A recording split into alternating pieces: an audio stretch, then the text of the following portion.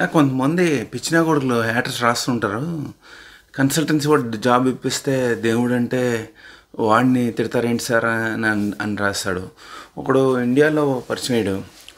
Master మిమ్మల్ని కలవాలి master అన్నాడు. వచ్చాడు, కలిసాడు అమీర్పేటలో. అమెరికా వచ్చాక నేను ఆడవాడు ఉండేవాడు కదా, ఒక కరెక్ట్ హైరింగ్ మేనేజర్ ఏడిపిస్తున్నాడు. అటు అప్స్టేట్ న్యూయార్క్ డ్రైవ్ చేస్తున్నాను. కాల్ చేసి అంటాడు, మాస్టర్ మీరు చెప్పేదంతా తప్పు అండి. కన్సల్టెన్సీ వాడు నన్ను యూనివర్సిటీ నుంచి గెస్ట్ హౌస్ తీసుకెళ్ళాడండి, ఫుడ్ బెడ్ మందు అన్నీ ఫ్రీ ఇచ్చాడండి అంటాడు. వాడు మళ్ళీ ఎప్పుడు కాల్ చేశాడు తెలుసా? వాడు కడుపు చేసి ఈ కడుపులో ఉన్న పిల్ల నాది కాదని ఆడ రోడ్డు మీద తోలినప్పుడు వాడు మళ్ళీ వచ్చి కాల్ చేసి, సార్ కన్సల్టెన్సీ వాడు ఇలా చేశాడు సార్, ఏం చేయాలి సార్ అంటాడు. రెజ్యూమ్ ఫేక్ చేసి ప్లేస్ చేస్తాడు కదా, వాడు నిన్ను క్లయింట్కి చెప్తాను అంటాడు. హైక్ అడిగితే డబ్బులు.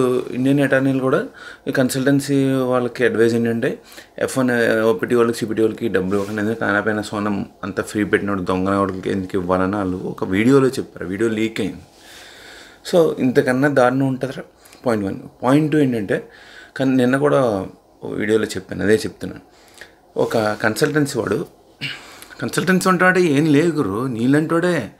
ఆ లంజా కొడుకో ఆ లంజం ఉండకో నీకన్నా ముందు వచ్చారు అమెరికాకి. రవి గారు కూడా వీడియోలో చెప్పారు, అంటే ఇంత కటువుగా చెప్పలే. నీకన్నా నాకన్నా ముందు వచ్చారు మాస్టరు. లంజముళ్ళకి గ్రీన్ కార్డ్ పడిస్తారు ముడ్డి కింద, అందుకని వాళ్ళు బాడీ షాప్ పెట్టుకుని వాళ్ళు కన్సల్టెన్సీ అయ్యారు అని. సో F1 మీద ఉన్న వాళ్ళు కూడా వాళ్ళ అక్కల పిల్లల మీద బావాల పిల్లల మీద దెంగి గ్రీన్ కార్డు కన్సల్టెన్సీలు పెట్టుకుంటున్నారు ప్రజెంట్లీ సిచ్యువేషన్ మార్కెట్. సో ఆ కన్సల్టెన్సీ వాడు ఎలా ఉంటాడంటే, ఆ కన్సల్టెన్సీ వాడు H1B మీద ఉన్న వాళ్ళు కూడా ఉన్నారు. వాళ్ళు ఒక అమ్మాయిని మానభంగం చేసుకుని, అంటే కలిసి అండర్స్టాండింగ్ అంటే దెంగాడు, బేసికలీ ఫక్ చేశాడు. ఫక్ని తెలుగులో చెప్తున్నాను, మరి అది భూతని నేనేం చేయలేను. ఫక్ FUCK వర్డ్, అది తెలుగులో దెంగడం అంటారు, అది చెప్పాను. వాడు చేసాక వాళ్ళ ఎక్స్ అయిపోయింది, అంటే అమ్మాయి వెళ్ళిపోయింది, మ్యారేజ్ చేసుకోవాలి, ఇద్దరు కలిసి ఫక్కింగ్ చేసుకున్నారు. అమ్మాయికి ఒక ప్రాజెక్ట్ వచ్చింది. ఆ వస్తే ప్రాజెక్ట్లో వాడు PO పర్చేస్ ఆర్డర్ అని ఉంటుంది. ఆ కన్సల్టెన్సీ వాడు ఫేక్ PO చూపించి, అంటే ఫోర్జరీ చేసి బిల్లింగ్ 75 అయితే 45 అని అబద్ధం ఆడి, అందులో 75-25%, నీకు 75 నాకు 25, బిల్లింగ్ ఎంత 75. అది చూసిన మిత్రుడు చెప్పాడు, కన్సల్టెన్సీ వాళ్ళు ఇలా ఉంటారు మాస్టారు, పక్కలో పడుకున్న దాన్ని దెంగిన దాన్ని కూడా మోసం చేస్తారు. కన్సల్టెన్సీ అంటే ఎవడో తెలుసా? నిన్ను కడుపు చేసి నీకు తెలియకుండా నీకు కడుపు చేసేవాడు. అది ఆడైనా మోగాను. ఏంటి సార్లో కడుపు చేశారంటే నాకు సంబంధం లేదు నీ కడుపులో పెట్టి కానీ టైప్ అని ఆ కడుపు మీద తన్నేవాడు కన్సల్టెన్సీ వాడు.